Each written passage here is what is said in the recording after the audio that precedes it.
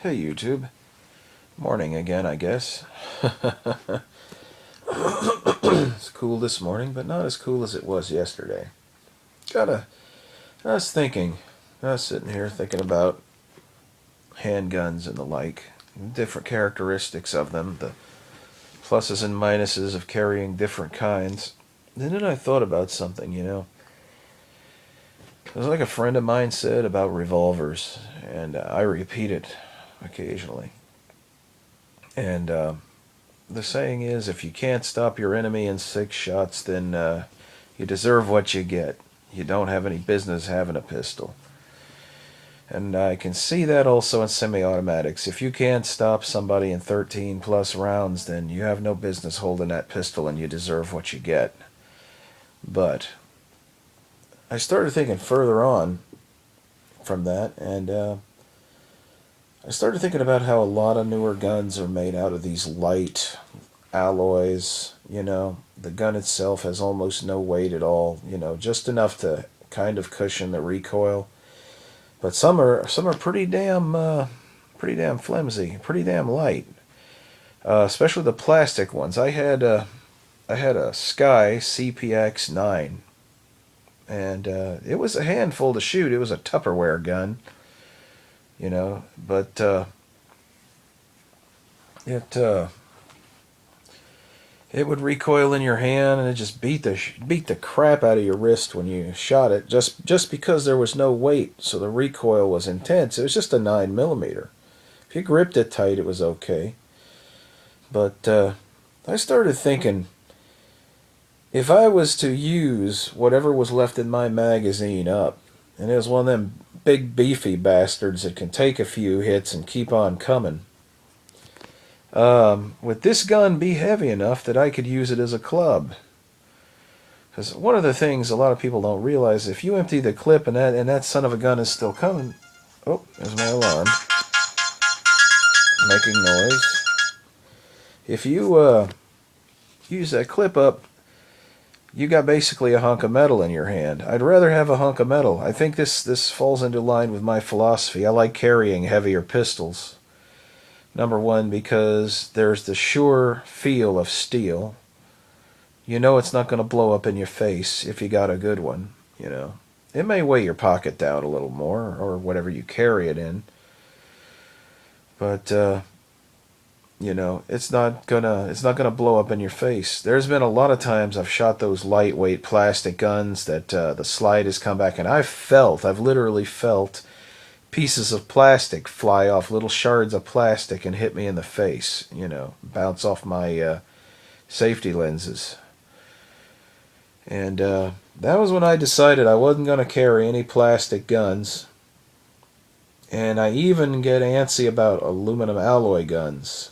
Um, there's a lot of those cheap ass Lorsons and those other things floating around. Well, Lorson is alright. If you get the full size frame, it's pretty good. But I've heard bad things about their little frame. Um, and apparently with Lorson, you get a good one or you get a bad one. I just lucked out and I had a good one. I did like the heft and feel of their full size 9. It almost felt like a 1911 Colt weight wise, but not quite there. It did have the same safety where it has the pressure plate in the back of the grip. So you have to be squeezing on that thing hard, and you have to want to pull that trigger to set it off. Otherwise, the thing doesn't fire.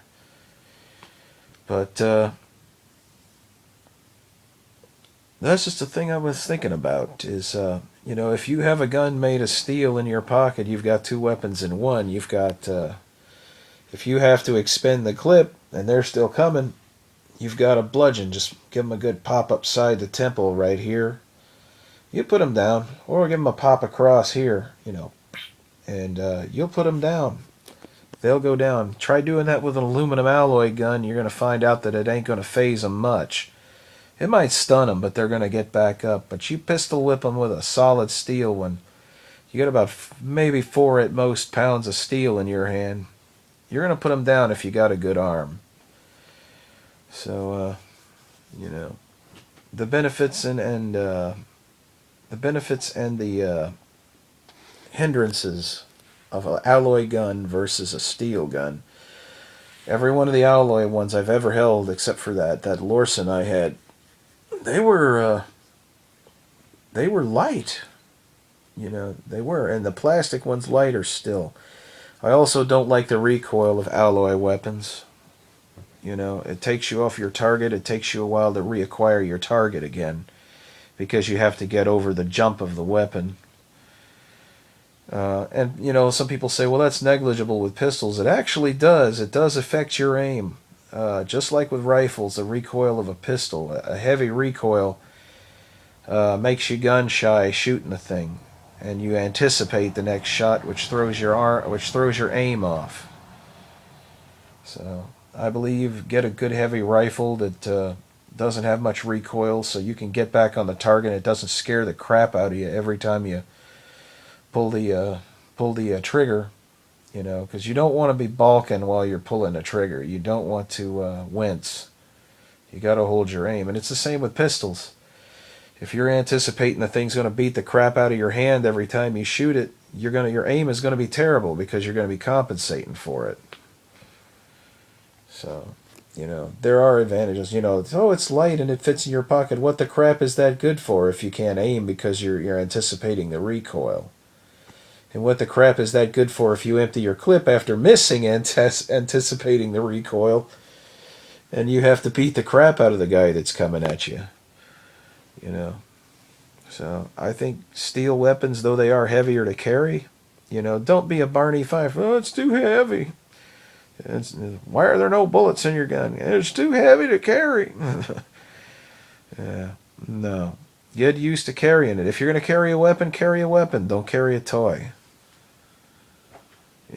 Toys are for kids, and toys will get you hurt. That's my thoughts on it.